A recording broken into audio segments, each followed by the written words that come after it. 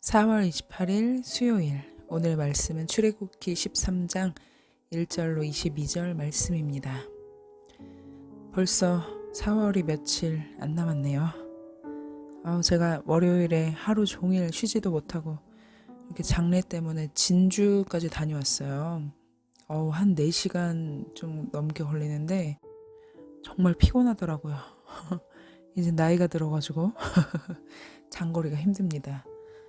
그리고 또 잠도 못 자고 꼬박 갔다 오느라고 아무튼 여러분도 건강 늘 조심하시고요. 오늘 수요일 계속해서 큐티는 시작됩니다.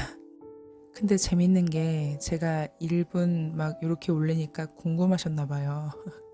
10분 이럴 때는 한 몇 명 조회수가 안 되는데 짧게 올리니까 무슨 일이지? 이러면서 그래서 느꼈습니다. 이래서 유튜브들이 어그로를 끄는구나. 저도 종종 어그로를 끌어야 하는지. 네. 그러나 이 말씀이 참 좀 깊이 있게 전달하려면 사실 시간이 필요해요, 여러분. 그래서 여러분도 말씀이 에이 재미없어 이렇게만 생각하시지 마시고 좀 깊이 보시면서 또 이 말씀 안에서 우리를 향하신 하나님의 깊은 뜻을 함께 나누었으면 좋겠습니다. 자, 오늘도 큐티는 시작됩니다. 오늘 본문은 유월절과 무교절 규례의 보완을 위한 추가적 지침들에 대해서 나옵니다. 그래서 무교절에 금지되는 누룩, 그리고 첫 태생 규례의 제정, 그래서 이제 광야길로 떠나는 백성들과 불기둥 그리고 구름기둥을 여기서 이제 또 마주하게 되는 이런 일들이 본격적으로 펼쳐집니다.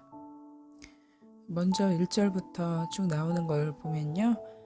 무교절의 누룩 금지가 강하게 강조되고 또 첫 태생 봉헌에 대한 원론적인 지침이 선포됩니다. 이스라엘 백성은 사람이든 짐승이든 첫 번째 태어난 것들은 모두 하나님의 것이므로 거룩히 구별하여 키데쉬라는 단어가 쓰여요. 그래서 하나님께 봉헌해야 한다라고 하나님께서 말씀하십니다. 11절 이하에 이거에 대해서 상세한 설명이 추가가 됩니다. 또 이스라엘 백성은 가나안 땅에 들어가서 반드시 준수해야 할 추가적 규례를 지시받습니다. 그것은 모든 첫 태생을 하나님께 봉헌하는 것인데요. 이건 이제 유월절 사건에서 유래가 되었죠. 초태생 규례는 모세 오경에서 여러 차례 반복이 돼요. 그리고 유월절 규례는 가나안 땅에 들어가기 전에 가나안 땅의 상황에 맞춘 내용이 나오는데요. 먼저는 각 처소에서 양이나 염소를 잡을 수 없고 모두 하나님이 택하신 곧 성전으로 올라와 잡아야 합니다. 그리고 두 번째는 짐승의 피 또한 각자의 처소 문설주가 아닌 이제는 성전에서 처리가 되겠죠. 그리고 세 번째는 성전에서 잡은 양을 각각 유월절을 지킬 장소로 가져가서 가족을 포함하여 적정한 식탁 구성원을 짜서 다른 유월절 음식들과 더불어 먹어야 합니다. 그리고 네 번째로는 양과 염소뿐 아니라 소도 허용이 되죠. 여러분 유월절 지켜야 하는 의미 다 아시죠? 하나님께서 이스라엘을 구원하여 주셨다. 그것을 기리기 위하여서 계속적으로 대를 이어서 여호와의 절기로 지켜야 합니다. 자, 이제 이집트를 출발한 이스라엘 백성은 하나님의 인도하심을 따랐어요. 하나님께서는 그들을 블레셋 사람의 땅을 경유하는 경로로 이끌지 않으시고 홍해의 광야길로 돌리셨습니다. 왜냐하면 그 당시 블레셋 사람들은 굉장히 막강한 전투력을 가졌거든요. 그러니까 하나님께서 이스라엘 백성의 전쟁을 두려워할 것을 아셨겠죠. 그리고 홍해의 광야길로 우회하십니다. 이때 모세는 요셉의 유고를 가지고 나왔습니다. 이것은 요셉이 그들에게 신신당부한 유언의 성취죠. 요셉은 때가 되면 하나님께서 후손들을 찾아올 것이고 또 그때 자신의 뼈를 고향으로 운반해 달라고 부탁했습니다. 요셉이 죽은 뒤 약 350년의 세월이 흘러서 이 일이 성취된 것이죠.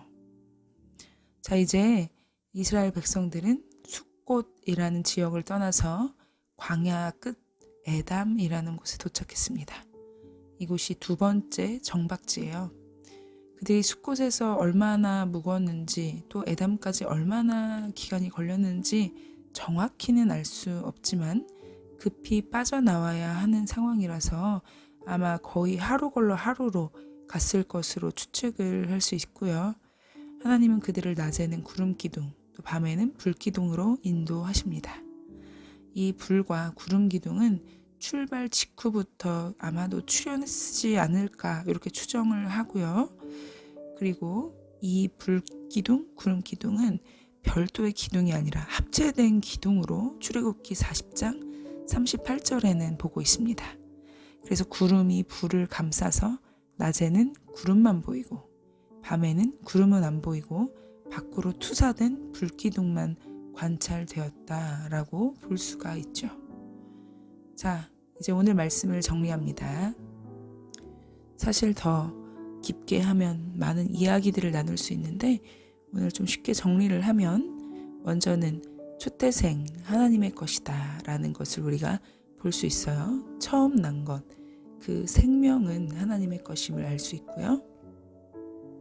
또 이스라엘을 배려한 하나님의 경로, 하나님이 자기 백성 이스라엘이 또 블레셋 그 군사력을 보면 낙심할까봐 또 배려해 주셔서 쭉 돌아서 또 갈 수 있도록 여행 경로를 마련해 주셨고 또 여기에서 불과 구름 기둥으로 지켜주신 것을 볼 수 있죠. 또 마지막으로는 요셉의 유골, 그 이야기가 유언이 성취된 것을 또 보여주고 있습니다. 자, 오늘 말씀 여러분 묵상하시면서 어떤 깨달음이 오셨나요? 저는 개인적으로 성취하시는 하나님에 대하여서 좀 생각을 해보게 된 것 같아요. 하나님께서 약속하시고 하나님께서 그 일을 이루시는 과정 속에 하나님의 택하신 백성들을 참여하심으로 말미암아 함께 협력하여 선을 이루고 하나님의 나라를 이루어가는 모습을 또 이 말씀 안에서 좀 느끼게 된 것 같아요. 그래서 하나님의 말씀을 따라서 오늘도 한 걸음 살아가길 또 간구했습니다. 예, 오늘 이제 사실 광야 여행 이야기 본격적으로 앞으로 시작될 텐데 우리 아는 것도 많이 있지만 어쨌든 그 길이 쉽지는 않아요.